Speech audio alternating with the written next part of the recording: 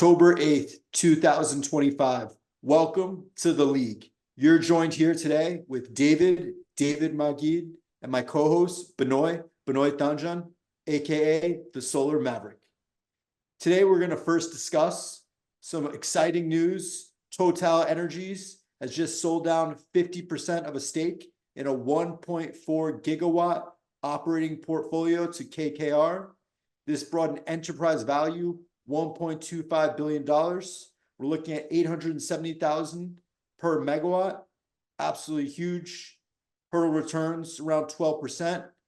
Amazing investment. KKR has committed over 23 billion of these energy transition investments to date. And this $950 million inflow of cash flows is supporting Total's business. Second piece of insights that we're going to discuss today is hydrogen hubs. Very unfortunate, $24 billion worth of contracts terminated, 321 grants, absolutely a mess. These projects have been going on for some time, a lot of hype around hydrogen. Very sad to see to all the folks there dealing with all the headwinds. This was announced just recently. Unfortunately, we're expecting to hear a lot more news like this. It's affecting many, many states and many projects. Very sad to see. And that's that. Thanks, Dave. That's really great news. I've been following those two topics as well. I appreciate you covering it because obviously it's really impacting the industry. I'm kind of talking about something similar too.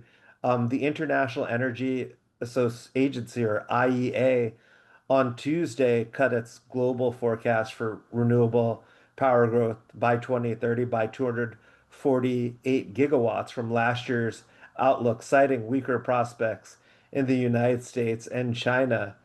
But they say solar power continues to drive record additions. Global renewable power capacity is now expected to rise by 4,600 gigawatts by 2030, down from their initial 6 year forecast of 5,500 gigawatts in 2024, with solar accounting for about 80% of the increase. What they were saying is that they expect to see a drop of their projections for the US alone by almost 50% because of the early phase out of US federal tax incentives and other regulatory changes. Also, China is actually shifting from a fixed tariff program to competitive auctions, which will hurt the project economics. So going forward, there'll be less government incentives for renewables, and that's what's uh, leading to the decline in renewable energy growth. And that's primarily happening in the US and China. They're actually saying that there's stronger outlooks in other countries, which I thought was interesting. India is set to become the second largest growth market after China. And they're also talking about how Europe, Middle East, and Africa are also accelerating their build outs as costs continue to fall for solar specifically. And solar is a technology, not a fuel, that continues to go down in price and is the cheapest form of electricity to come online.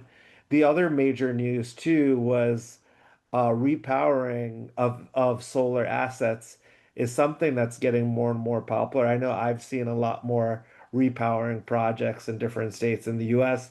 If you're not familiar with what repowering is, they're saying that about 33% of this was an article in PV Magazine of US solar is approaching midlife.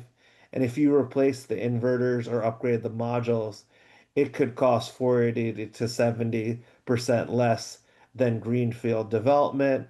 I'm seeing, especially with the lower incentives related to on the federal side, that a lot of investors and developers are looking into these sorts of repowering of assets.